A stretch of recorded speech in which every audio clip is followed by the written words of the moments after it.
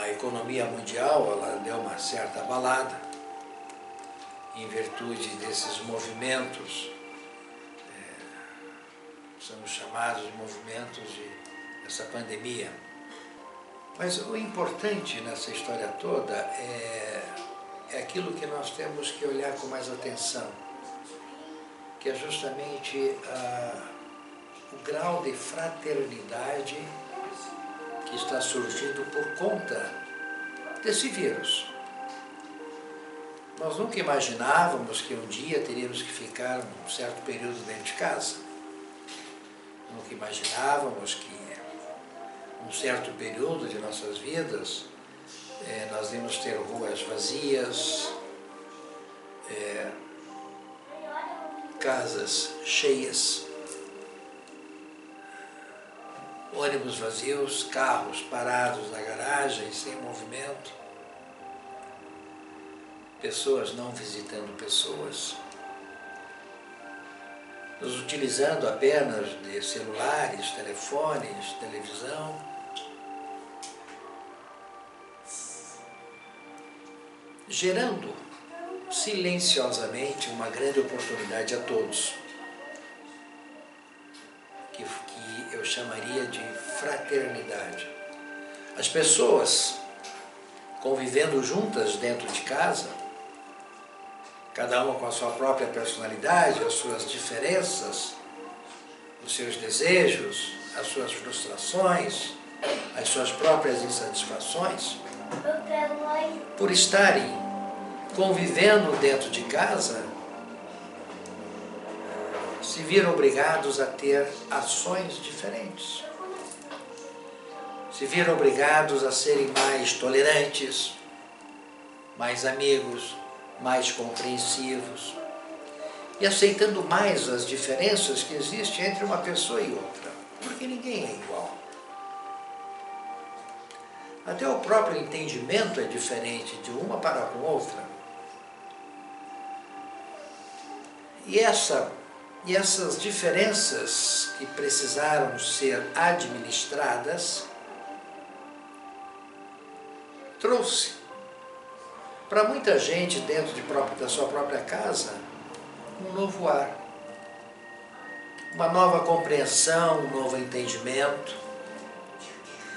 como também trouxe em alguns momentos uma rebeldia maior.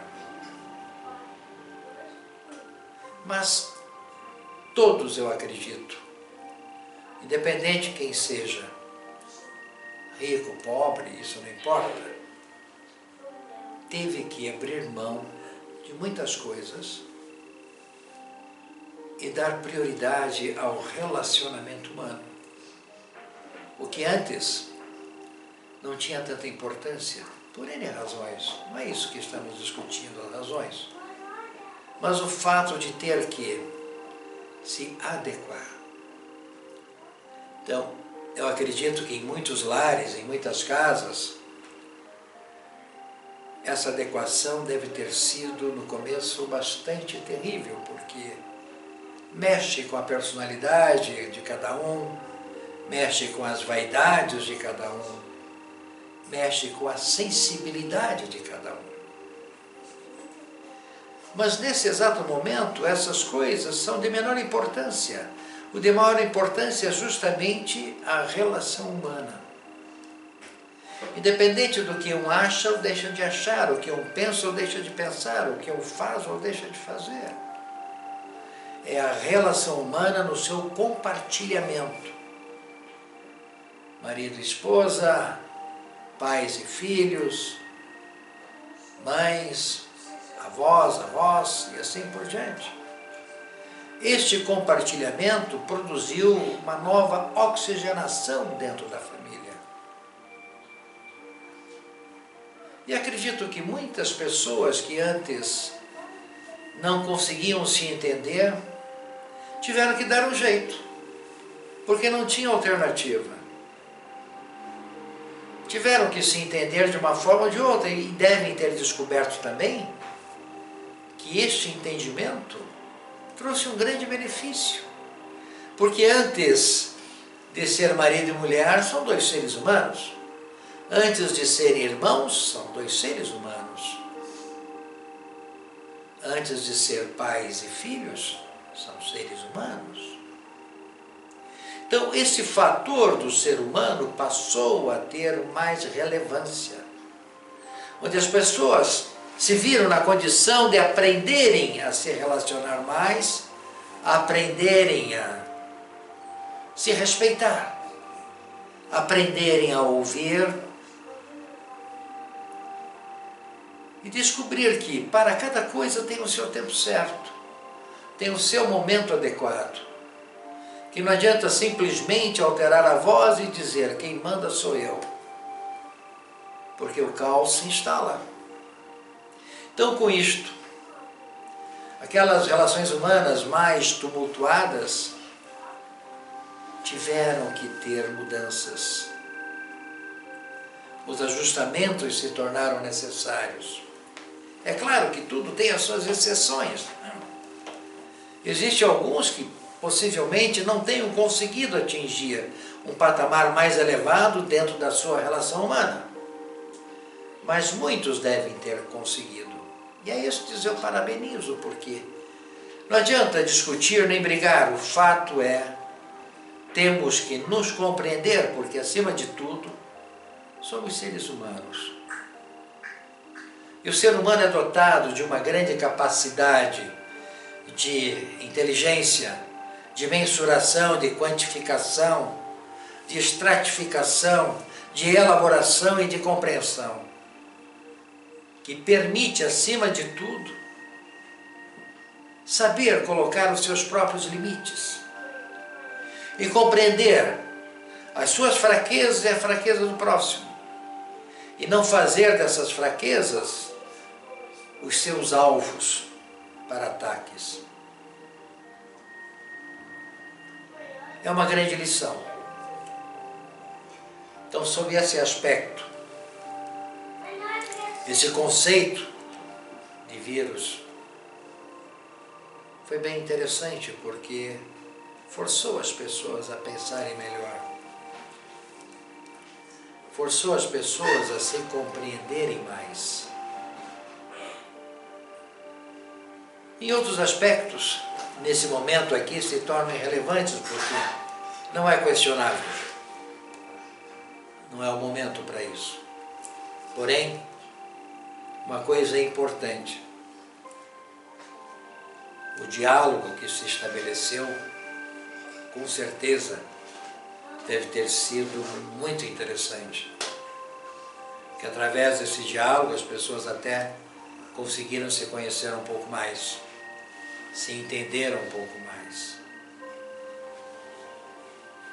Muitas vezes é através da pandemia que nós aprendemos. Aprende principalmente com a dor. Não deveria ser assim, mas infelizmente nós levamos até esse patamar, né? E esse vírus, ele ajudou muita gente a se relacionarem melhor, a se conviverem melhor e também a se redescobrirem mais. Então não vamos ver isso como algo negativo. Ele foi positivo e está sendo. Não vamos jogar a ele a culpa dos nossos próprios erros e das nossas próprias frustrações. Querendo nós ou não, ele está fazendo um papel social muito importante. Querendo nós ou não, ele está reunindo pessoas. Pessoas que, apesar de morarem numa mesma casa, não viam a hora de chegar o primeiro raiar do sol, tomar o café e ir embora e voltar só à noite. Às vezes, até de madrugada, para ficar o mínimo tempo possível dentro de casa. Tudo isso mudou. Espero que essas pessoas que passaram a ter uma convivência melhor, que preservem isso.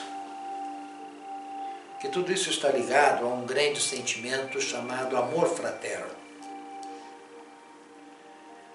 Porque podemos ter diferenças enormes, Podemos não nos gostar como homem e mulher, como marido e esposa.